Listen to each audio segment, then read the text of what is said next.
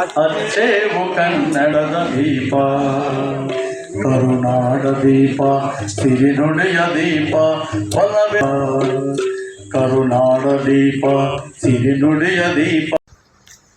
ನಮ್ಮ ಸರ್ವಜ್ಞನ ಒಂದು ಈ ಜಯಂತಿಯನ್ನು ನಾವು 2014 20ನೇ ತಾರೀಕಿಂದ ಅಂದರೆ ಫೆಬ್ರವರಿ 20ನೇ ತಾರೀಕು ಅಂದರೆ ಈಗ ಒಂದು 11 ವರ್ಷಗಳಿಂದ ನಾವು ಸರ್ಕಾರದ ಆದೇಶದಂತೆ ನಡೆಸ್ಕೊಂಡು ಬರ್ತಾ ಇದ್ದೀವಿ.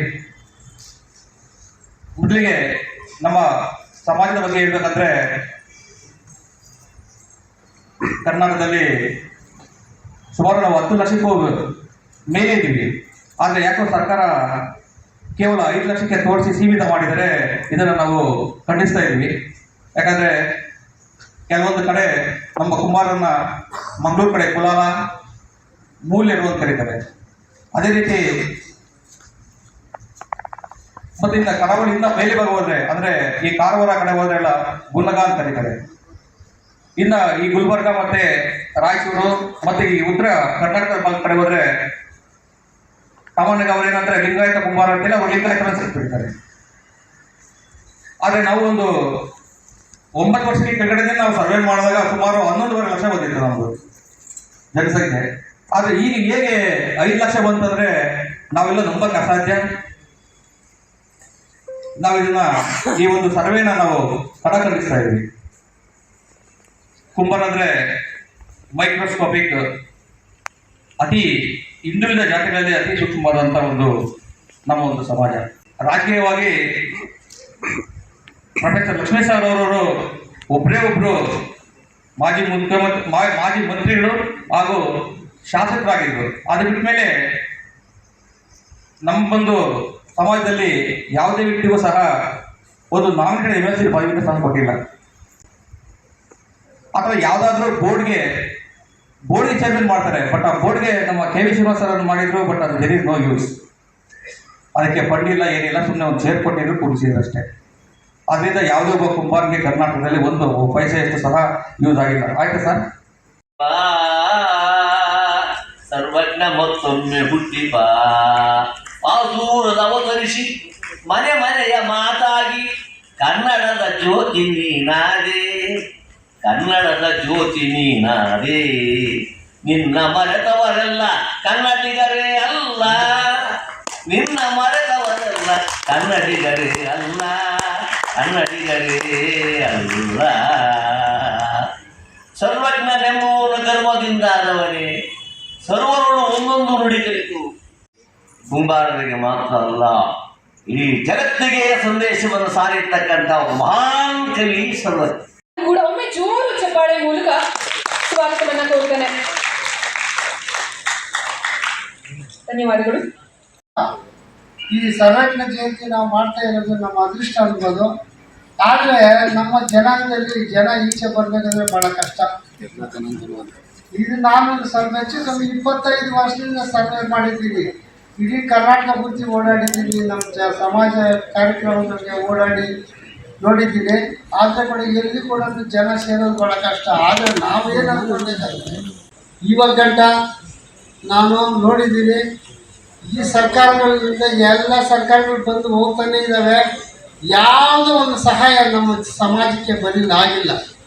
ನಾನು ಕೂಡ ಬೋರ್ಡ್ ಚೇರ್ಮನ್ಗೆ ಸುಮಾರು ನಮ್ಮ ಯಡಿಯೂರಪ್ಪರ ಜೊತೆಯಲ್ಲಿ 120 ರೋಲ್ ಹೊಡೆದಿದ್ದೀನಿ ವಿಧಾನಸೌಧ. ಸಾಕಾಯಿತು ನನಗೆ. ಲಾಸ್ಟಾಗಿ ಕೊನೆಯಲ್ಲೇ ಅವರು ಪ್ರಾಬ್ಲಮ್ ಆಯಿತು, ನಮ್ಮದು ಏನು ಕೆಲಸ ನಡೆಯಿಲ್ಲ, ಸುಮ್ಮನೆ ಇಟ್ಬಿಟ್ರು ನಾವು. ಆದರೆ ಕೂಡ ನಾನು ಮೊನ್ನೆ ತಾನೇ ನಮ್ಮ KH ಮುನಿಯಪ್ಪನ ಜೊತೆಯಲ್ಲಿ ನಾನು ಹೋದೆ. ನಾವು BJP ಬರ್ತೀವಿ ಆಗ್ತದೆ ನಾನು ಅಂತಂದರೆ, ಇಲ್ಲೇನಪ್ಪ ನೀವು ರಾಪ ನೀವು ವಸ್ತಿ ಶ್ರೀನಿವಾಸ ಕೈತು ರಾಪ ಅಂತಂದರು. ಹೋಗಿ ಅದೊಂದು ಚೇರ್ಮನ್ ಮಾಡಿದ್ರು. ಅದಕ್ಕೆ ಏನು ಕೊಡಿಲ್ಲ, ಸುಮ್ಮನೆ ಚೇರ್ಮನ್ ನನಗೆ ಇತ್ತು, ಕಾಲ ಕಳೆದಿದ್ದಾಯಿತು. ದಯವಿಟ್ಟು ಯಾಕೆ ಆ ಥರ ಆಯ್ತು ಅಂತಂದರೆ, ಒಂದು ಸಮಾಜ ಯಾವುದಾದ್ರೂ ಒಂದು ಕಾರ್ಯಕ್ರಮ ನಡೆಯುವಾಗ ನಮ್ಮ ಜನ ಬರಬೇಕು, ತಿಳ್ಕೊಂಡು ಬರಬೇಕು. ಬದ್ದಿರಿದ್ರೆ ಏನು ನಡೆಯೋಕ್ಕಾಗಲ್ಲ. ಇವಾಗ ಗಲಾಟೆ ಮಾಡೋಕ್ಕೆ ಕಾಲ. ನಾವು ಸೂಕ್ಷ್ಮವಾಗಿ ಇದ್ಕೊಂಡು ಏನು ಗಲಾಟೆ ಇರೋಲ್ಲ, ಅದು ಎಲ್ಲ ಗಲಾಟೆ ಮಾಡ್ತಿರ್ತಾರೆ ಇರ್ತಾರೆ ಕುಮಾರರು ಸಾಕು ಅಂತ ಹೇಳಿದ ವಿಚಾರ ಬಂದ್ಬಿಟ್ಟಿದೆ. ಈಗ ಅದಕ್ಕೆ ಯಾವುದೇ ಒಂದು ಕಾರ್ಯಕ್ರಮಕ್ಕೆ ಎಲ್ಲರೂ ಬರಬೇಕಂತ ನೀವು ಕೋರ್ತಾ ಈಗ ಒಂದು ಪದ್ಯ ಆಡ್ತೀನಿ. ಯಾಕಂದರೆ ಎಲ್ಲ ನಮ್ಮ ಜ್ಞಾನವಂತರು ಮಾತಾಡಿದ ಮೇಲೆ ನಾನು ಏನು ಮಾತಾಡೋಕ್ಕಾಗಲ್ಲ. ಜಗವು ಸುತ್ತಿಯುವುದೆಲ್ಲ ನಿನ್ನ ಮಾಯವಯ್ಯ, ನಿನ್ನ ಸುತ್ತಿಯುವುದೆಲ್ಲ ಎನ್ನ ಮನವಯ್ಯ. ಜಗಕ್ಕೆ ಬಲ್ಲಿದ ನೀನು ನಿನಗೆ ಬಲ್ಲದ ನಾನು. ಮೂರು ಜಗವು ನಿನ್ನೊಳಗೆ ನೀನು ಎನ್ನೊಳಗೆ, ಮೂರು ಜಗವು ನಿನ್ನೊಳಗೆ ನೀನು ಎನ್ನೊಳಗೆ. ಕರಿಯು ಕನ್ನಡಿಯಲ್ಲಿ ಅಡಗಿರ್ಪ ತೆರನಂತೆ ಎನ್ನೊಳೋ ಅಡಗಿದೆಯೋ ಶ್ರೀ ಪುರಂದರ ವಿಠಲ, ಶ್ರೀ ಪುರಂದರ ವಿಠಲ.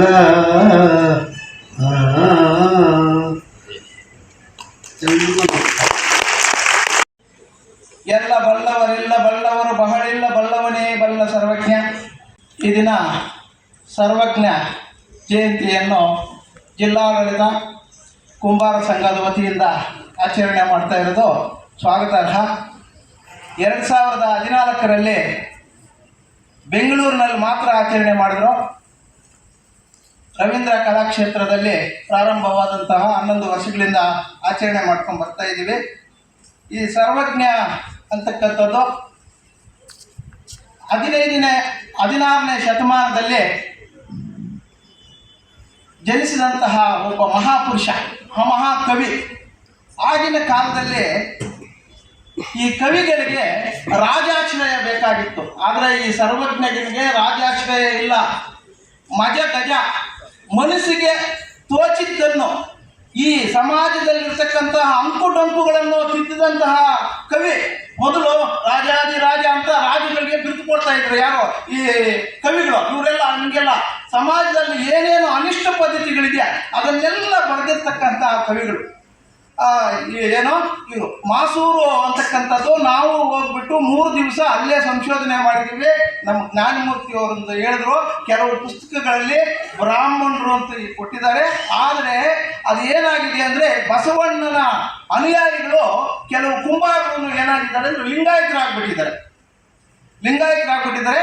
ಈ ಮಾಲಿ ಕುಂಬಾರಿ ಮಾಲಿ ಅಂತ ಅವರೇ ಯಾರೋ ನಮ್ಮ ಸರ್ವಜ್ಞನ ಹೇಳ್ಕೊಂಡಿದ್ದಾರೆ. ಆ ಕುಮದ್ವತಿ ನದಿ ತೀರದಲ್ಲೇ ಅವ್ರನ್ನ ಸಮಾಧಿ ಹಾಕಿದ್ದಾರೆ. ಆ ಸಮಾಧಿಗೂ ಕೆಲವರೆಲ್ಲ ಅಬ್ಜೆಕ್ಷನ್ ಮಾಡಿದ್ರು. ಏನು ಅಂತ, ಇದು ಸರ್ವಜ್ಞನ ಸಮಾಧಿನೇ ಅಲ್ಲ ಅಂತ. ನಾವೆಲ್ಲ ಹೋಗ್ಬಿಟ್ಟು ನಮ್ಮ ಸಮಾಜದವರೇ ಡಾಕ್ಟರ್ MP ವರ್ಷ ಅಂತಕ್ಕಂಥದ್ದು ಅವರು ಡಾಕ್ಟರೇಟ್ ತಗೊಂಡಿದ್ದಾರೆ, ಸಂಶೋಧನೆ ಮಾಡಿದ್ದಾರೆ. ಅವರು ಬಸವರಸ ಅಂತಕ್ಕಂಥವ್ರು ಕುಂಬಾರರೇ. ಆ ಕುಂಬಾರ ಮಾಲಿ ಅಂತಕ್ಕಂಥದ್ದು ಕುಂಬಾರರೇ. ಆ ಕುಂಬಾರ ಇವರೇ ಸರ್ವಜ್ಞ ಅಂತಕ್ಕಂಥದ್ದು. ನಾವು ಹೋಗ್ಬಿಟ್ಟು 3 ದಿನಗಳ ಕಾಲ ಇವಾಗ ಮೊದಲು ಹಿರೇಕೆರೆಯೂರು ತಾಲೂಕಿತ್ತು, ಈಗ ರೆಟ್ಟಳ್ಳಿ ತಾಲೂಕಾಗಿದೆ. ಅದು ಮಾಸೂರು ಮತ್ತು ಅಂಬನೂರು ಅಂತಕ್ಕಂಥದ್ದು ಈ ರೀತಿ ಕಾಲುವೆ, ಒಂದೇ ಒಂದು ಜೋಡಿ ಗ್ರಾಮ. ಅದು ಅಂಬನೂರಿನಲ್ಲಿರ್ತಕ್ಕಂಥದ್ದು ಈ ಕುಂಬಾರ ಮಾಡಿ. ಆ ಬಸವರಾಜ ನಮ್ಮ ಸರ್ವಜ್ಞ ಅವರ ತಂದೆ ಆ ಬಸವರಾಜ ಅಂತಕ್ಕಂಥದ್ದು ಅವ್ರ ಸಮಾಧಿ ಪಕ್ಕದಲ್ಲೇ ಒಂದು ದೇವಸ್ಥಾನ ಇದೆ. ಏನು, ಕಾಶಿ ವಿಶ್ವನಾಥನ ದೇವಸ್ಥಾನ. ಅವರು ಆರಾಧ್ಯ ಭಕ್ತರಾಗಿದ್ದರು. ಕುಮದ್ವತಿ ನದಿ ಅಲ್ಲೇ ಹರಿತಾ ಇತ್ತು. ಅಲ್ಲೇ ಇದು ಮಾಡಿ ಇದು ಏನು ಆ ಮಸೀದಿ ಏನು ಆ ಮಸೀದಿಯನ್ನು ಅಗದು ಅದು 15ನೇ ಶತಮಾನಕ್ಕೆ 16ನೇ ಶತಮಾನಕ್ಕೆ ಸಿಗತ್ತೆ ಅಂತ ಈಗೆಲ್ಲ ಸ್ವಲ್ಪ ಸ್ಮಾರಕ ಮಾಡಿ ಅದನ್ನೆಲ್ಲ ಒಪ್ಕೊಂಡಿದ್ದಾರೆ. ಮಾಸೂರಿನಲ್ಲೇ ಅವರು ಜನನ ಆಗಿರೋದು, ಅಲ್ಲೇ ಸಮಾಧಿ ಆಗಿರ್ತಕ್ಕಂಥದ್ದು ಅಂತ ಹೇಳ್ತಾ, ಕಾಂಗ್ರೆಸ್ ಸರ್ಕಾರ ಇದ್ದಾಗ ಮಾನ್ಯ ಸಿದ್ದರಾಮಯ್ಯ ಅವರು ನನಗೆ ಕುಂಭಕಲ ಅಭಿವೃದ್ಧಿ ಮಂಡಳಿ ಚೇರ್ಮನ್ ಆಗಿ ಮಾಡಿದ್ದಾರೆ. ಆವಾಗ ನನಗೆ ಚೇರ್ಮನ್ ಆಗಬೇಕು ಅಂತ ಒಂದು ಇದು ಇರಲಿಲ್ಲ. ಬಟ್ ನಾಗರಾಜ್ ಸರ್ ಅವರು ಒಂದು ಮಾತು, ಏನೋ ಒಂದು ವಿಷಯ ಬಂದಾಗ ನನಗೆ ಫೋನ್ ಮಾಡಿದ್ರು. ಅವರು ಮಾತು ಹೇಳ್ತಾರೆ, ಸರ್ ಏನೋ ಪ್ರಾಬ್ಲಮ್ ಆಗ್ತಾ ಇದೆ, ಯಾರು ಆಗಿದೆ ಅದನ್ನು ಮೋಸ್ಟ್ಲಿ ಅದು ರದ್ದಾಗಿದೆ. ಚೌಡಶೆಟ್ಟಿ ಅಂತಾಗಿತ್ತು, ಅವ್ರು ರದ್ದಾಗಿದೆ. ಅದನ್ನು ದಯವಿಟ್ಟು ನೀವೇನಾದರೂ ಪ್ಲೇ ಮಾಡೋದಾದ್ರು ನೋಡಿ. ಆಗ ನಾನು ಇಮ್ಮಿಡಿಯೇಟಾಗಿ ನನ್ನ KT ನೆಟ್ವರ್ಕ್ಗೆ ನಾನು ಮಾತಾಡಿದೆ. ಅವ್ರು ಕರ್ಕೊಂಡೋದ್ರು, ಮಾಡಿದ್ರು. ನನಗೆ ಒಂದು ಸ್ಪೋರ್ಟ್ಸ್ ಅಲ್ಲಿ ಯಾಕಂದರೆ ಎಲ್ಲ ಇದ್ರ ಬಗ್ಗೆ ಮಾತ್ರ ನಾನು ಸಮಾಜದ ಬಗ್ಗೆ ಮಾತಾಡಿದೆ. ನಾನು ಚೇರ್ಮನ್ ಆಗಿ ಹೋದಾಗ ನನಗೆ ಸೆಕ್ರೆಟರಿ ಹೇಳಿದ್ರು, ಸರ್ ಯಾಕೆ ತಾವು ಬಂದಿದ್ರೆ ಇಲ್ಲಿ ಏನು ಇಲ್ವಲ್ಲ, ನಿಮಗೆ ಈ ಥರ ಇಲ್ಲಿ ಏನು ಇಲ್ಲ ಅಂತ ಕೇಳಿ. ಆಮೇಲೆ ಅದು ಒಂದು ಚೇರು ಇರಲಿಲ್ಲ, ಒಂದು ಆಫೀಸು ಇಲ್ಲ, ಏನೂ ಇಲ್ಲ. ಬಟ್ ಇದು ಯಾವ ಥರ ಮಾಡಿದ್ರೆ ನಮ್ಗೆ ಗೊತ್ತಿಲ್ಲ. ಅದನ್ನು ಮಾಡಿರ್ತಕ್ಕಂಥದ್ದು ಗೊತ್ತು ಸರ್. ಬಿಜೆಪಿ ಸರ್ಕಾರ ಇದ್ದಾಗ ಇವರು ಯಡಿಯೂರಪ್ಪ ಅವರು ಮಾಡಿದ್ರು, ಅದೊಂದು 3 ಕೋಟಿ ಏನೋ ಅವರು ಅದಕ್ಕೆ ಮೀಸಲಿಟ್ಟಿದ್ರು. ಆ 3 ಕೋಟಿ ಹೆಂಗಂದ್ರೆ ಆಮೇಲೆ ಅವ್ರದ್ದಾಯಿತು. ಆಮೇಲೆ ಇವರು ನಮ್ಮ ನಾಣಣ್ಣ ಅವರು ಸುಮಾರು ಅದನ್ನ ಟ್ರೈ ಮಾಡಿದ್ರು. ಸುಮಾರು ವರ್ಷ ನಾನು ಅವ್ರ ಜೊತೆ ಆಗಲಿಲ್ಲ, ನನಗಾಯ್ತು.